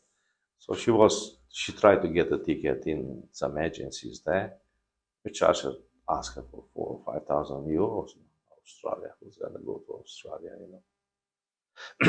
And in the end, I said, don't worry, I'll buy your ticket. Yes. So I bought the ticket from here, you know, to pick it up in Vienna on her name, everything. I said, you're gonna go to this. I asked the agent here, I said, look, where she gonna pick up the ticket? And she gave me the address and the phone number. I said, this is the address, this is the phone number, go and pick up the ticket. So she comes here. We gotta do this faster. All right. She came here, she stayed with my mom. Yeah. And then I was quite lucky at that time. I was working 3 days, 12-hour shifts. Yes. So 4 days off. So I had a bit of time to, you know, spend it together. We were going to church together. And every time I went to church or the prayer night, or, you know, I keep on fixing things in my life. Yes. I made up a list like for myself. I just, some people encourage me, you know, say, come on, go and baptize yourself. You know, doesn't matter what. You baptize yourself, you know, and get married, and, you know, everything will be good. Because what are you going to do with this girl? You know, she came here. It can't be like that. And they said, no, I don't want to do it like that. I want to do it sincerely. Yes. You know, I just don't want to just baptize because I want to marry Yes. Lydia, because I love her. No, I said, I want to do it. So hopefully we got 9 months to sort these things out. Hopefully we'll be married then. So I went. I remember Nelu Brie was here. Nice. And my mom said, oh, this is the opportunity, you know, because we're going to be baptized. Nelu Brie going to baptize you. I said, Mom, makes no difference who baptize me. Yes. It's me who wants to get baptized. Yes. You know? And I remember, I said, come on, do it. It's a bit of pressure. I said, look, I'm not going to do it. All right, we do it differently. I said to her. I said, like my father did it, I'm going to do it like he did. I don't know if you remember or not. All right. We keep a fasting day. Yes. Me, my mom, and I asked 2 pastors from the church, Tanase and another person in the church, which one I was close to. Yes. I asked him, I said, look, can you please help me? Yes. Help me. We want to fast. We ask God, you know, to enlighten us, to give us the answer for it. So at the end of the day, they fast at home. We get together. I told him, look, we're closing the fasting day. We don't want to pray. Please pray with us. Yes. Me and my mom pray. Yes. And we cast the notes a lot. Cast the lots, and came negative. My mom, I wasn't surprised. So what were you casting lots for? To get baptized to or get not? baptized or not? Yes. You know, and came negative. Yeah. My mom, I could feel her, you know, start shaking and disappointment.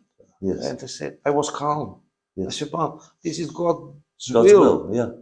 I said, I'm not ready yet. Yes. Give me a chance. I'm gonna get ready. So I was looking in every night when I wasn't working. I knew somewhere was a prayer night. You know, they have it at home, groups, prayer, stuff like that. I was going. Yes. Every night I was going down, you know, Endeavor Hills, you know, where it was. I had a good chat, and talking with Busuyok, yes, with Pastor Busuyok. I had with Gabby Powell. Yes. I had with all of them, you know, things, and they tried to help me, everyone in which way, you know, in their way, the way they were saying it. Busuyok was quite a bit of help for me, you know, Pavel Kirillov also. Yeah. You know, because my mom knew him, you know, I knew him too, you know. So then they were people, sincerely people, God's people, you know, which I knew they not that for laugh at me, or, you know, they sincere, and they will help me to get it. So in the end, I sort of took all my things, all the forgiveness, what I had to do, and Yeah. fix up all the bad things what I done. I can't say. I mean, I wasn't the perfect, but I wasn't, you know, like I didn't get involved with drugs. I didn't have trouble police. I didn't lose my license because drink driving or things like that. Even when I was drinking, I was always, I drink to that amount so I can drive a car. Yes. You know, I knew some of my people I was drinking with. They were So drinking. eventually you gave in?